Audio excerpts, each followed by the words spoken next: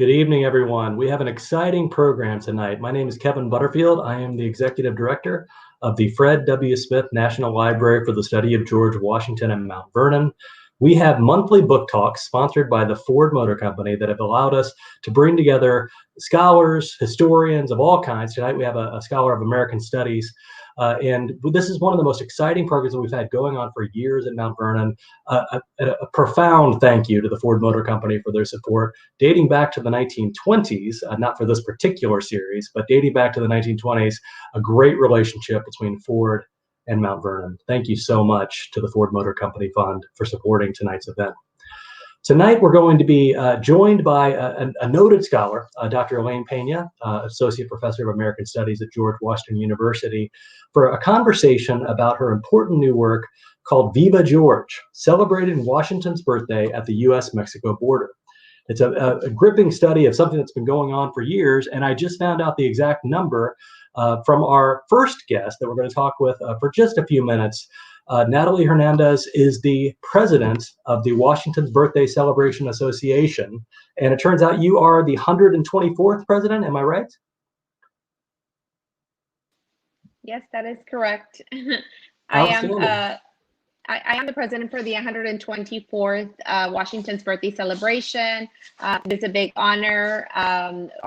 Our festivities have been going on since 424 years. So it's kind of sad because it's a big highlight here in our city of Laredo every year. And with the current pandemic, I don't think I'm alone here. I think there's many festivals and organizations and all sorts of fundraising that have been canceled due to the event. But one thing is that our safety is our top priority, and it was a tough decision, but definitely taking advantage of this downtime to reimagine and organize our organization to be able to be ready for our festivities come February 2022. So in February 2022, or 2 or 3 years ago, but leaving aside the pandemic, what might one expect if they were to come down to Laredo and be a part of this in February in any other year than this one? Well, we normally kick off our celebration last week, January, and our festivities include anywhere from a carnival, pageants, a firework display, an air show. So what we have during our WBCA festivities are over 30 events in 30 days. Wow. One thing that has always jumped out at me when I've looked on your website about what happens there is something called a jalapeno festival. Could you tell me something about this? I don't know what this is. Yes, so it's our world famous Jalapeno Festival, and it is our closing for our big weekend, what we call our big weekend. And we have over probably 30,000 people that come in to our festival within the 2-day period. So it's a Friday, Saturday event. We bring different bands, mainly Tejano, because it's what's drawn here in Laredo and of course the surrounding cities. We have tried different types of music genres, but one that really spikes is of course the Tejano music band. So those what it consists of. But going back to our Jalapeno Festival, it's something, I guess, bragging rights, and of course you do have a chance to win some cash prizes, and really you sit out on the stage in front of all the audience, and really what it is who eats the most jalapenos. So in the last couple of years, we have had competitive eaters come in and participated in the jalapeno eating contest at their level. And then we also have locals that love to participate and just take on those bragging rights and take that trophy home to see how many jalapenos. And I think last year, if I remember correctly, our competitive eater ate, I think, 300 jalapenos. So they really have to stay on and make sure they keep that down until the counting takes place, and then they can take care of their business. And then of course our locals, I mean, some eat up to 100 jalapenos. So it has been going on for many years. They were an affiliate of ours, but we did purchase the brand and brought them over to the WBCA. So they've been under the WBCA umbrella for about 15 years, and that's one of the biggest events. it brings in, you get to try the different food stands that come in. And it's a great, it's usually to end our festivities, but draws so many people. And it's just, everyone, if you're in Laredo, you have so many memories because you probably attended the Jalapeno Festival. Well, thank you so much for giving us a taste of what this is and what it can be. I understand the struggles of this year and very eager to find my way down there someday soon. I want to invite you to Mount Vernon anytime, once we get past this pandemic, anytime you're passing through the Washington, D.C. area. We would love to welcome you out to Mount Vernon, give you a tour, show you around. We do not have anything like a jalapeno festival, but we do have a good restaurant. Would love to welcome you to Mount Vernon. So please come when you can. Well, actually, I did. Every other year, the WBCA travels with the Laredo delegation. Great. So I actually did have the opportunity to travel to Mount Vernon this March. Prior to the pandemic, I think we rushed out that very day when it was like things were going to shut down. So it was very nervous. I remember that day. I didn't get to. I enjoyed the trip very much, and I definitely want to where the nerves as high as they were during that trip. But definitely a great experience. My husband and I really, truly enjoyed the trip. I'm definitely looking forward to go back to Mount Vernon soon. Well, thank you so much for being with us here tonight. I assume you're in Laredo right now. Thank you so much for joining us from far away. And as part of this discussion of George Washington's birthday celebration, you were a perfect way to get started so that we could think about what this has become. And now we're going to welcome Dr. Elaine Peña to talk about the origins and the long history of this great event. Thank you so much, Natalie Hernandez. Thank you. So as I come on to what this evening normally is, a discussion of a particular book, usually a new and important book, in this case, definitely both, I want to welcome Elaine Peña, an Associate Professor of American Studies from George Washington University. This is her second book, but the first diving into George Washington. And I have to ask, can you tell me a little bit about what drew you into this subject? How did you begin to write the study of the Washington birthday celebration in Laredo? Oh, first, thank you, Dr. Butterfield, Kevin, for spending this evening with me and talking about the book. This is a real pleasure, so thank you to everyone. How did I get into the topic? Well, I was born in Laredo, and I like to tell my students I am a U.S. citizen because of 1 mile. So that gives you a sense of how this border area, Laredo and Laredo, Tamaulipas, how connected they are, that I would know that from a young age. And so the Washington's birthday celebration would happen every single February. And for a period in my young life, we lived near the parade route. So, you know, it's just about kind of going to the parade, maybe selling some water bottles or, Coca-Cola cans. And it was just something that was there. It was something that people were excited about. There was so many popular events, some of them mentioned by Natalie just now, like the Jalapeno Festival, the Carnival, the parade, and my family, we would go to those popular events. But it wasn't until later on, when I was a teenager, that I was exposed to the more elite events. And one of those events was the Princess Pocahontas pageant. And you can see a still from the pageant in 2006. And so I attended that pageant because a friend of mine was being presented, and I was just left with a lot of questions. I always kind of wondered, why George Washington, why here? Mm-hmm. And then, why Pocahontas? Why Chief Standing Bear? To reference the other photos on the screen right now, why Miguel Hidalgo? Why George Washington? Why have a colonial pageant? And so these questions stayed in my mind. I was unfamiliar with the why or the how. And after I finished my first book, and I had already received my PhD and published my first book, I started to really think about what this meant.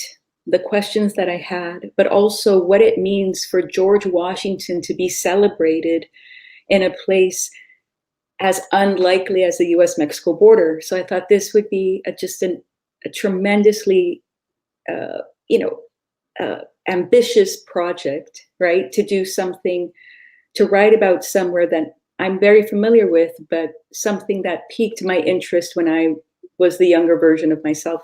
And so that's really what got me into this topic, is just that I did not understand why. And it stayed with me. This is fascinating. You've been asking questions of this thing that you had in front of you that you'd known about your entire life. Awkward segue, but I want to tell everyone out there that you have an opportunity to ask questions this evening as well.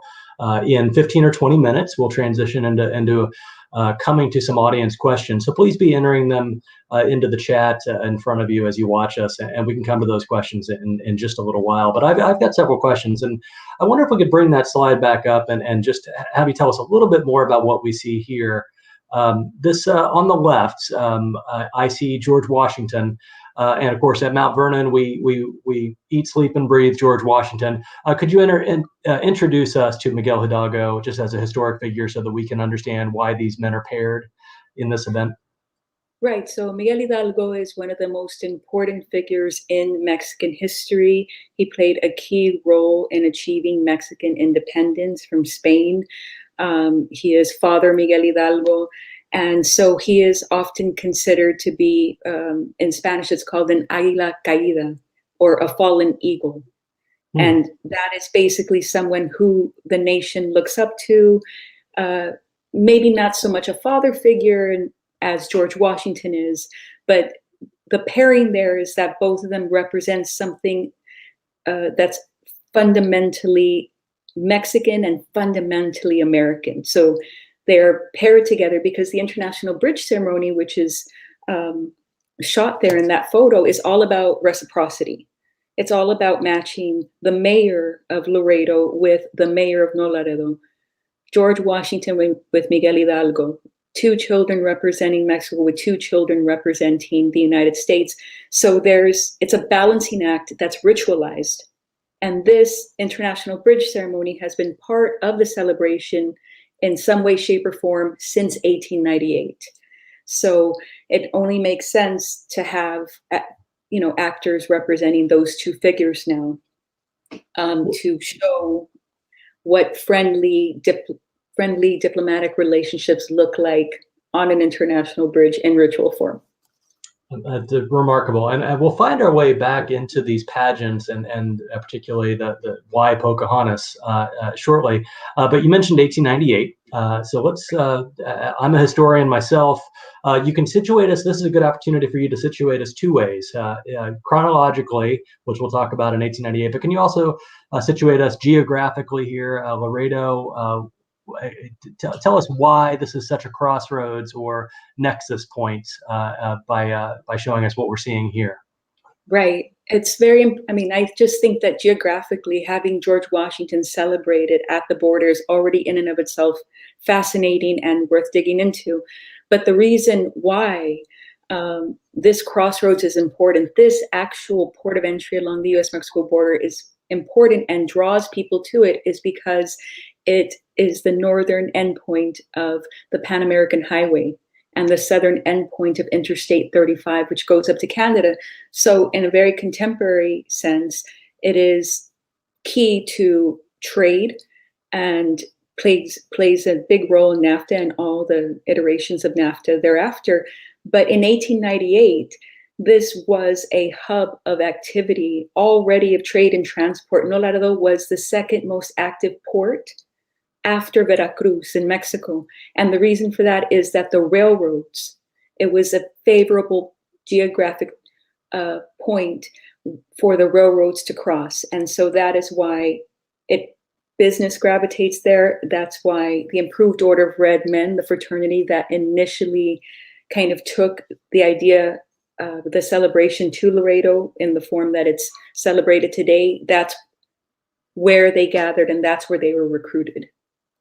The Improved Order of Red Men. This is where I want to go next, because I I am fascinated by 19th century fraternalism. As anyone who's passed through small town America, you'll notice buildings that are oftentimes shuttered that are named for the Knights of Pythias, or the Improved Order of Redmen, or the Modern Woodmen, of course, the Oddfellows and the Freemasons.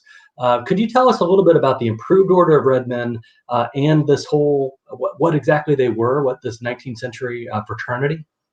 Yeah. Well, the Improved Order of Redmen, here you can see an adoption certificate that was used at the end of the 19th century.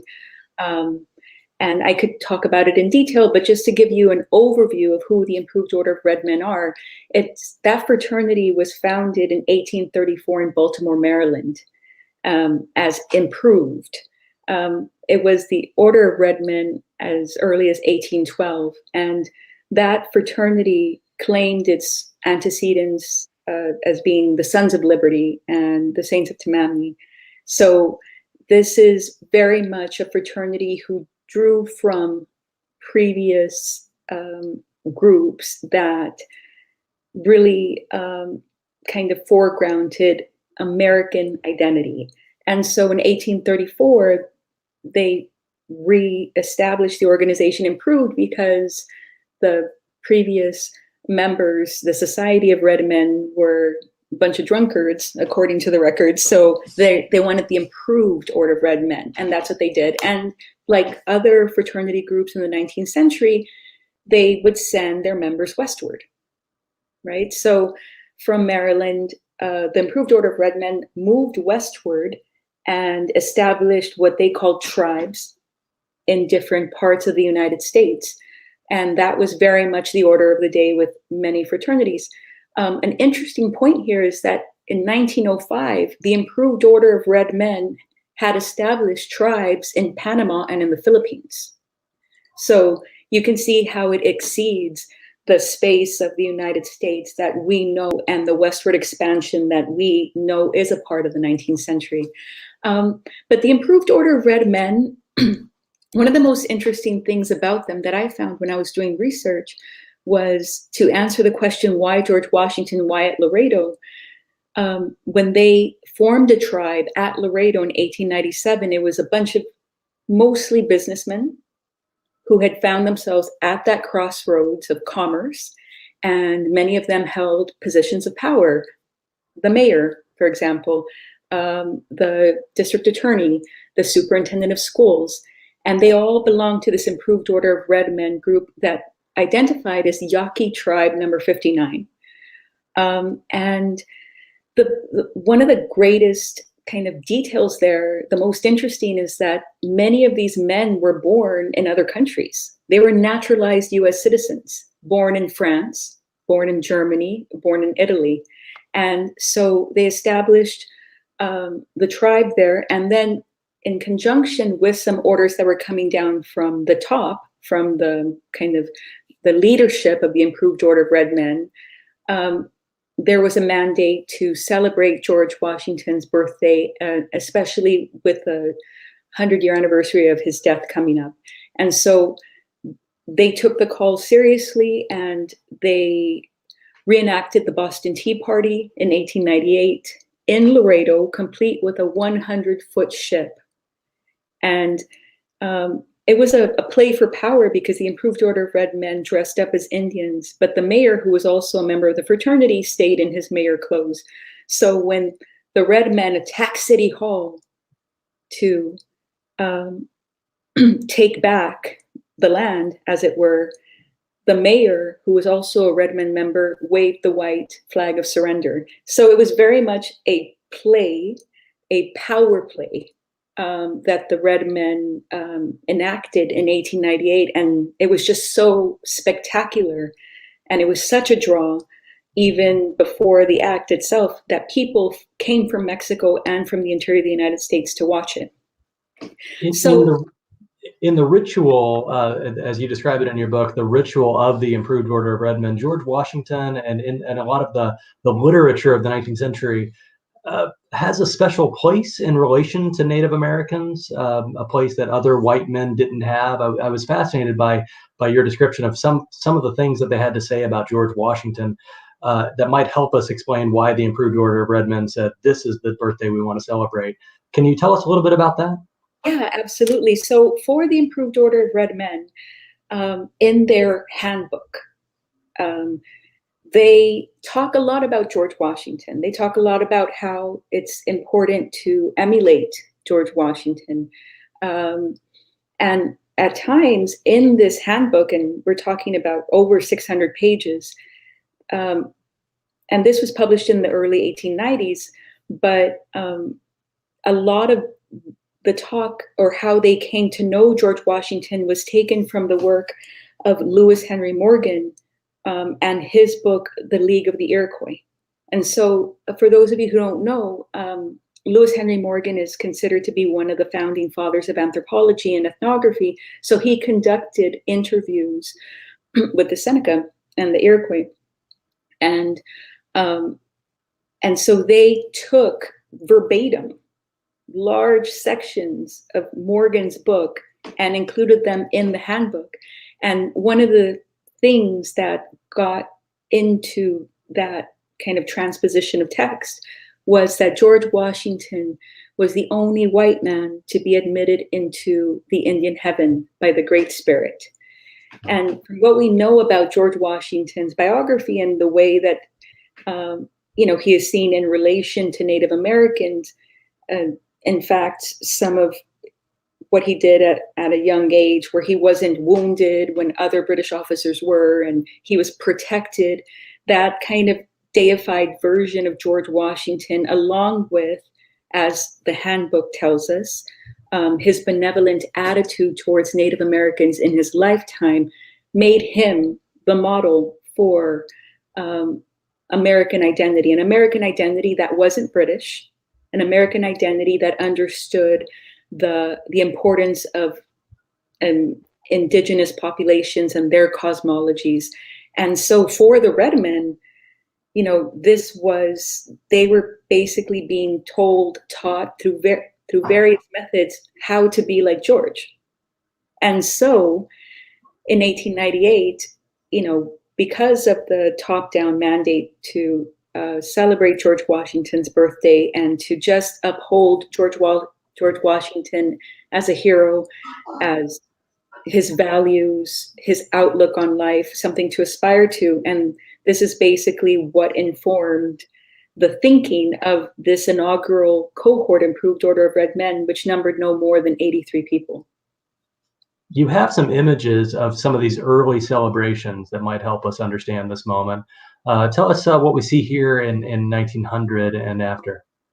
Right. So this is Washington's birthday parade, right, circa 1900. And here you have a member of the Improved Order of Red Men, Yaga Tribe number 59, and he's in Indian garb, the same Indian garb that he and his fraternity brothers would have dressed as during the celebration to, reenact the Boston Tea Party, but then also year round when they would have their different kind of tribal councils. And you can see that what historian Phil Deloria would call plain Indian, which is a way of kind of embodying and kind of attaching yourself or kind of aspiring to Native American identity through costume and dress, and a kind of double consciousness that he talks about in the context of 18th century East Coast colonial to kind of early nation building processes. But this is something that continued to happen throughout the United States and at a much later period. I mean, here we're talking about 1900, and then the second photo is again from the parade, but now you can see that it's a much more sophisticated affair. But you can see very clearly here how plain Indian still played, was one of the kind of not events, but one of the expectations of that held the celebration together, and that gave it meaning, and that gave it it emphasized American identity. So you can see how plain Indian works there. at the same time, my book looks at, there is a way in which American identity is emphasized here with Plain Indian, but we have to remember that this is a border environment. So it's not just about the United States, it's about Mexico as well. But the Improved Order of Red Men, they began to celebrate George Washington's birthday because they found, living in a border environment, that there was too much emphasis being placed on Mexican holidays. So this is why they went forward with George Washington's birthday and made it such a spectacular affair. And in 1900, Mexico was invited to the celebration, but it was held at bay, mostly. In 1934, there was already serious interaction between Mexico and the United States, Nuevo Laredo and Laredo, in terms of participation and in terms of showcasing Mexican identity alongside American identity. And this last point that I'm going to make, which is perhaps the most important, is that both of those ways of portraying nation, representing what America is about and what Mexico is about, even though they're premised on indigenous identity, in the actual celebration, it is not often emphasized as part of the national identity, but it's definitely one of the building blocks. So, because we're talking about white men playing Indians, is that how the erasure happens? Yes, that is how the erasure happens. And, on the Mexican side of it, there is a real kind of turning away from indigenous identity that has a long history in kind of colonial Mexico and then post-colonial Mexico. But yes, Plain Indian, even though it still happens today, as we saw from the first slide, right? It's in its earliest incarnation, at least in Laredo, it was white men, but not always just exclusively white men. It could have been Mexican American men of a certain class level. So they too played Indian. So we're not talking so much about race here as we are about class and citizenship. Class takes me to the pageants that you showed us in that first slide. Is that something that emerged quite early in the process of the Washington birthday celebrations, that these exclusive pageants of the sort that we saw in that first slide, does that happen by the 1930s? Are they already having these closed-door elite affairs, or does that come somewhat later? No, the elite closed-door affairs were in play since 1898, but they were mostly kind of focused on, again, members of the Improved Order Red Men and their family. And there would be definitely people portraying George Washington in the very early years of the celebration. The Society of Martha Washington was institutionalized in the late 30s. So that's when you would have a George Washington and a Martha Washington. But even before then, there was somebody who portrayed George Washington. In terms of Pocahontas, this is very, very interesting because while it is an elite event, it wasn't really made into a pageant, a standalone pageant, until the 1970s. But a really interesting fact is that during the first Washington's birthday celebration, the mayor gave the key to the city to a woman portraying Princess Pocahontas that year. So there has always been a woman who has been chosen to portray Princess Pocahontas as the real kind of owner of the key to the city. It was a very kind of strategic way for the Improved Order of Red Men to claim power with performance, but then to give that power to an ally. And in this case, that ally was Princess Pocahontas. And so it's just very interesting the way that George Washington's figure, was the inspiration, the impetus for this particular kind of expression of patriotism in 1898.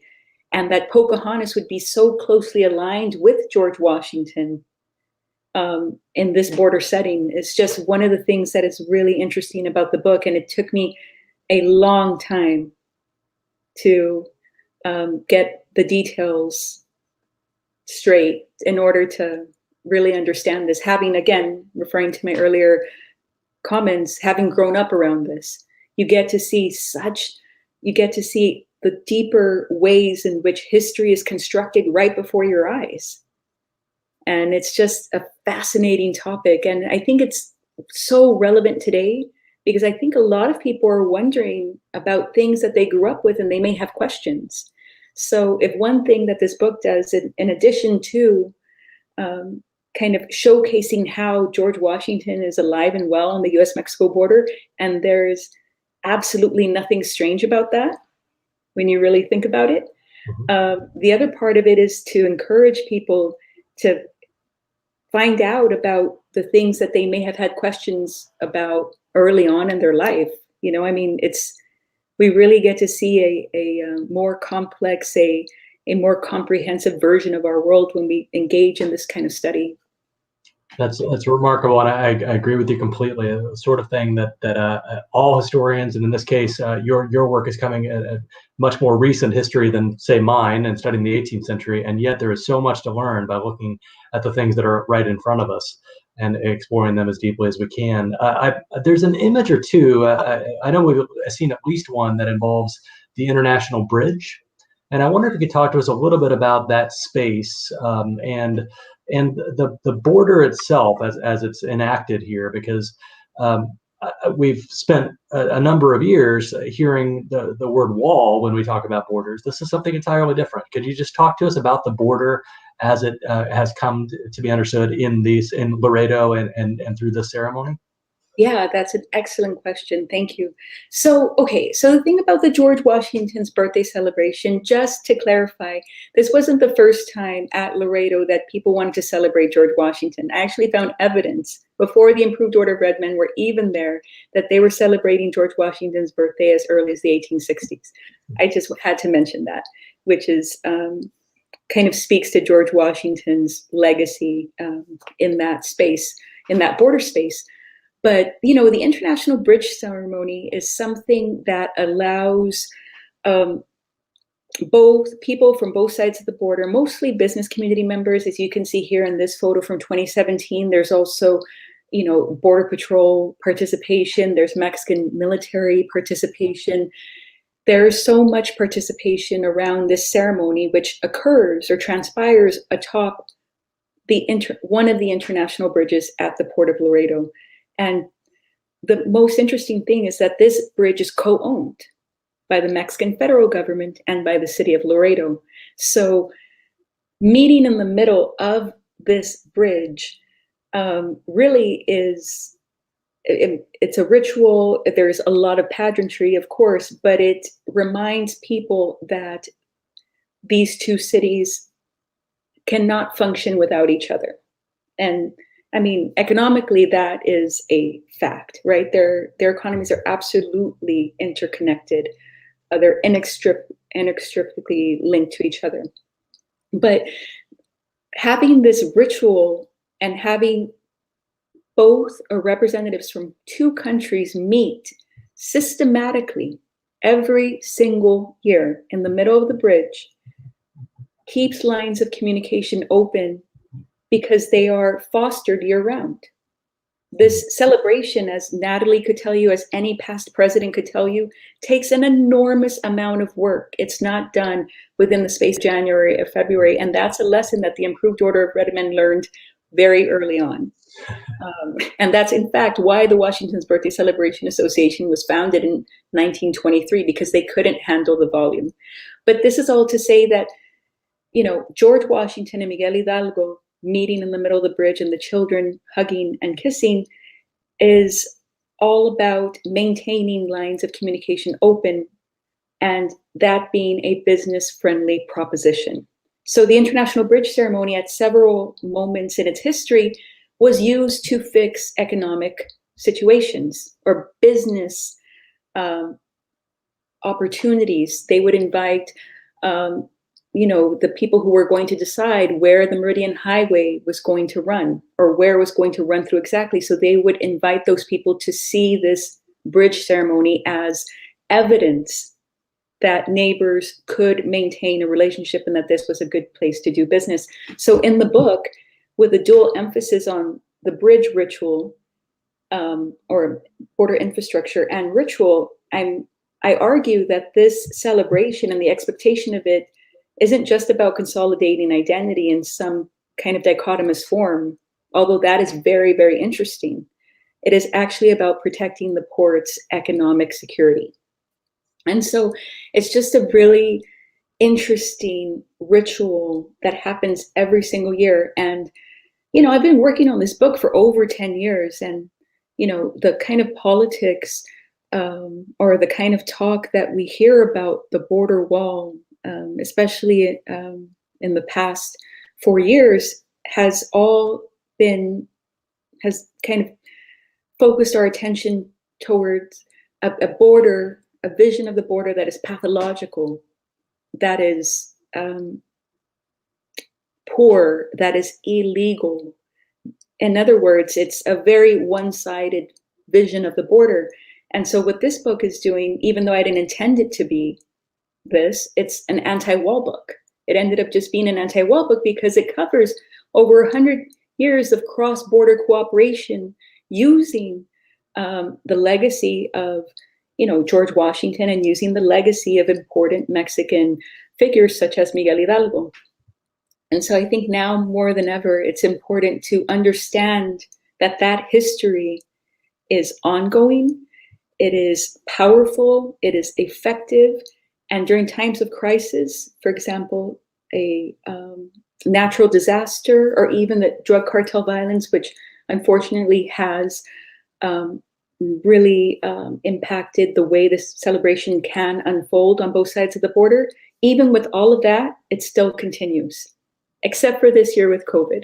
So I think there's definitely something to be said for keeping lines of communication open, knowing that cooperation is possible no matter how different you may be, and that a wall would only complicate something that works very well.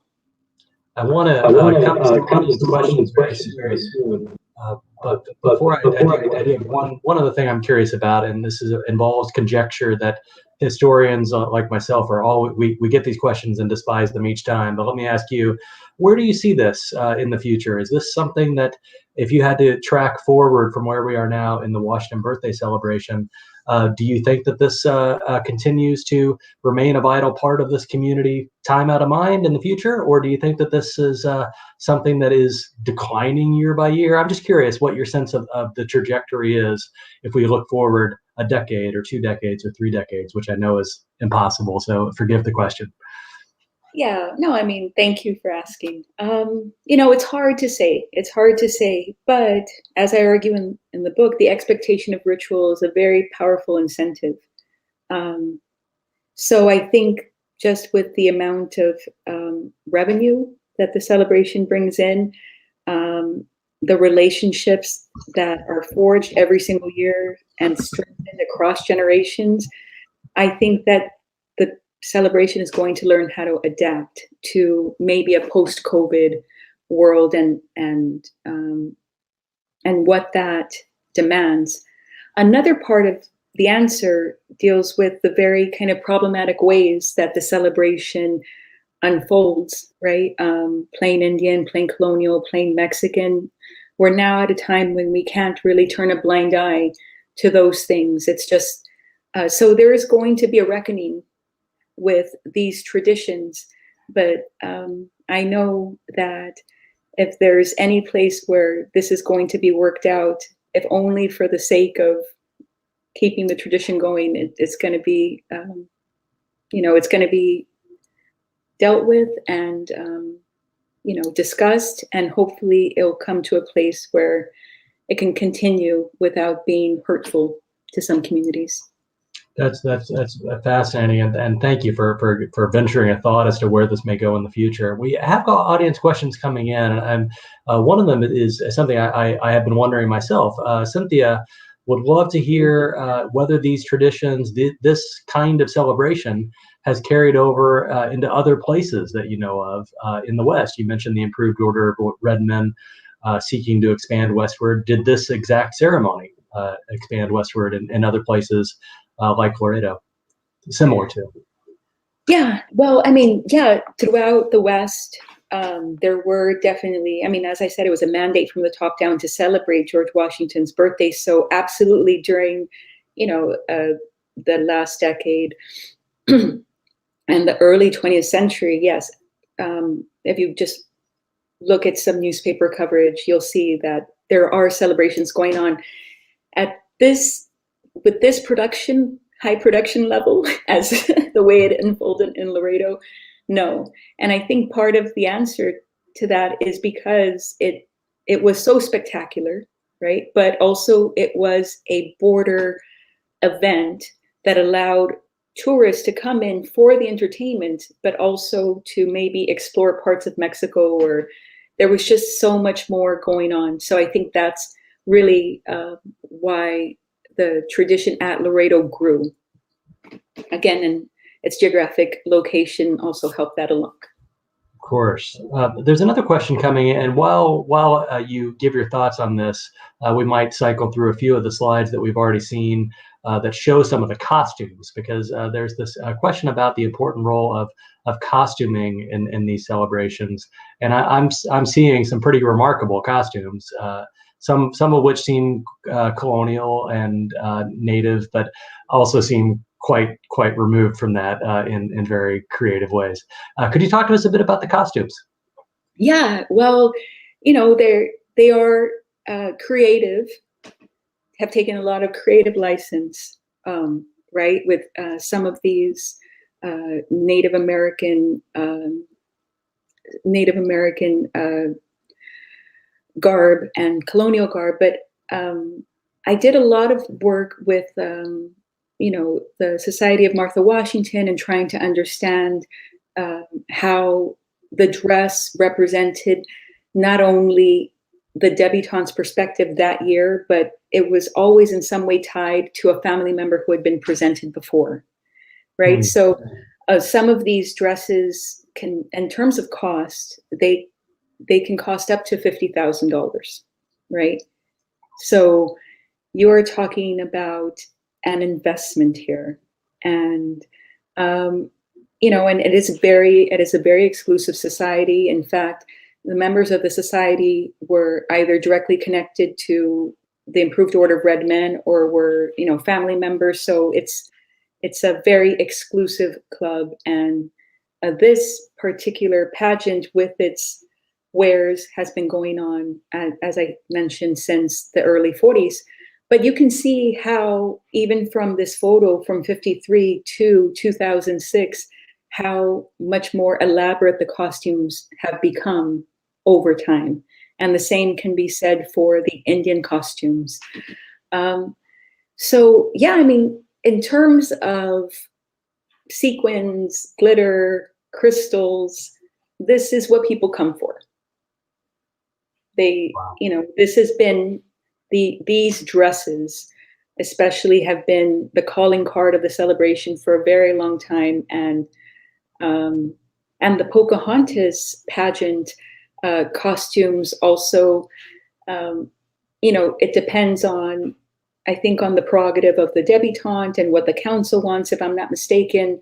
But I do know that if you're playing a kind of privileged role in the pageant, that the fringe is longer. So there is a class element here that is being showcased every single year, and it can be interpreted with how fancy or how elaborate these dresses are. So on one hand, you have the outward facing kind of expression of patriotism or kind of historical memory, which is glamorous. And then a more kind of inward looking perspective is kind of rifting through these family traditions, these the wealth that is involved in this, and seeing how that is happens in cross-border and binational ways, right? Because this wealth isn't just concentrated in a specific geographic area. This again is the fruit of a very commercial port of entry, right? The next question actually takes us in a important direction. One kind of related to the Pocahontas pageant and Martha Washington pageant that you just mentioned. But we talked a lot about race and depictions of race. Class is all over this. Could you talk a little bit about gender and the role of women in these earliest celebrations and how that's evolved across the last 124 years? Right. Well, I mean, the Improved Order of Red Men, it was boys' club. And, but, there were ways in which spouses helped with the preparation of these celebrations. So you have, when you invite people to your town, you need to find places for them to sleep. You need to find places for them to eat. And so in terms of the logistics of it, women have always played a very important role in making sure that the celebration was successful. But in terms of kind of portraying important roles, really it was Pocahontas who had the most important role since the inception of the celebration. And then once the Society of Martha Washington came into being in the 40s, and that added another, specifically gendered component to the celebration. And then even we can see in talking about the here and now in a more contemporary sense, the role of women now. Natalie is the president of the Washington's Birthday Celebration Association, right? Which is something that was unheard of before 1960, before 1970, for example. So there are more women in leadership roles now, but for a very long time, they played supporting roles. And that is changing in various ways as we, move forward. One question that I actually wasn't planning to ask until I was looking more closely at some of the photographs that you took involves the military, the sort of militarization of the space. I don't know which slide exactly it is that I'm thinking of, but there's one that you could see quite a number of soldiers in the background. There we have some border officers. There's another, maybe it was the first slide that we looked at, that seemed to have men in fatigues. Yes, there we go. So I wonder if you could talk a little bit about, is there a military element in the celebration and the parades, and how has the militarization of the border at various points across history maybe shaped some of this, if at all? Yeah. Well, military participation was always an important part of the celebration, especially when Mexico was made a kind of co-protagonist in the celebration. But from the earliest years, you had the Mexican military not only come into the United States, but march. And, a lot of the people that I spoke to during my field work, they were like, they were armed. They carried weapons, and there was an enormous amount of trust there, right? So they would participate in the parade. Also, you had different kind of U.S. officers. So yes, the military presence, at least in terms of pageantry, was a very important part of kind of building that reciprocity, or building that semblance, right? That symbolic, have it be a kind of hyper symbolic element in the ritual. And it's actually very funny because, this was happening into the 60s, the 70s, the 80s, right? And there's a movie, I'm not sure if you're familiar with this movie, Kevin, but it's called Viva Max. Yeah. And it is basically making fun of the celebration. It was, I think it came out in 1969. And it stars Peter Ustinov, and it's called Viva Max because the premise of the film is that a Mexican general crosses the border during the Washington's birthday celebration and then goes to San Antonio to kind of retake the Alamo. And so it was basically like, kind of signaling that this celebration could invite something like that, even though it was, farcical. But, it is, compared to how we think about the border today and what we think about border militarization today, which I mean, I could get into it if you want to talk about, different operations and about kind of prevention through deterrence in the Sonoran Desert. So this militarization is a part of the celebration, but only to contribute to the celebration, not necessarily to kind of strengthen or bolster the reputations of the military on either side. That's interesting, and thank you, because that's helpful for me to better understand some of what I see in that image on the left here in particular.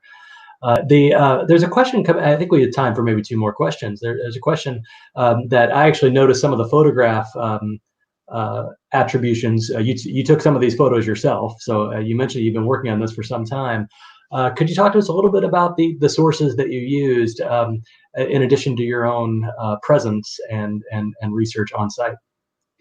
Right. Well, really, to do this research, I had to do an enormous amount of archival research on both sides of the border in Laredo and in Laredo. So, various places in Laredo, for example, the Laredo Webb County Heritage Foundation, the Laredo Public Library. But really so there is a lot of people who gave very generously of their time and of their resources to help me do this. But like a lot of traditions, rituals, it doesn't leave a paper trail necessarily. So one of the things that I had to do was to conduct interviews and look through personal correspondence, look through unmarked boxes that maybe weren't in the archive proper, but they were part of an organization that had been invested in the celebration for a very long time. And then in addition to all of this work over various years, I think one of the breakthroughs that I made was when I went to the Order of Red Men Library and Museum in Waco, Texas, because that really allowed me to dig into the Improved Order of Red Men and see what made them go, what made the organization tick, so that I could better understand why plain Indian, plain colonial, and plain Mexican could persist for such a long time, simultaneously, bringing great economic benefits to various actors in two different countries. I also did research in Mexico City at the National Archives. I also did research here in DC at the National Archives. And that was, I did it not only to complete the first part of the book, but the second part of the book with, events like Paso Libre and figuring out how it was that this celebration could open the US-Mexico border every year from 1957 to 1976. That is, allow people to cross without them having to show documentation. To imagine a world in which that is possible, in which that is made secure by a ritual, by a celebration that was focused on, or that is focused on George Washington, it just speaks to what is possible, really, when you kind of bring in history and when you have people participating in the memorialization of certain topics and themes, right? This has grown into something that is very beneficial for the border, but it is contingent upon the legacy of American heroes such as George Washington and also Mexican heroes such as Miguel Hidalgo. So, yeah, those are just some of the places that I did my research, and really it was thanks to many people who just said, listen, I have these boxes here. I'm not sure what to do with them. I'm not sure what they have. And me going through these boxes that no one had ever gone through before, basically, thank you, basically allowed me to tell this story in a way that does justice to,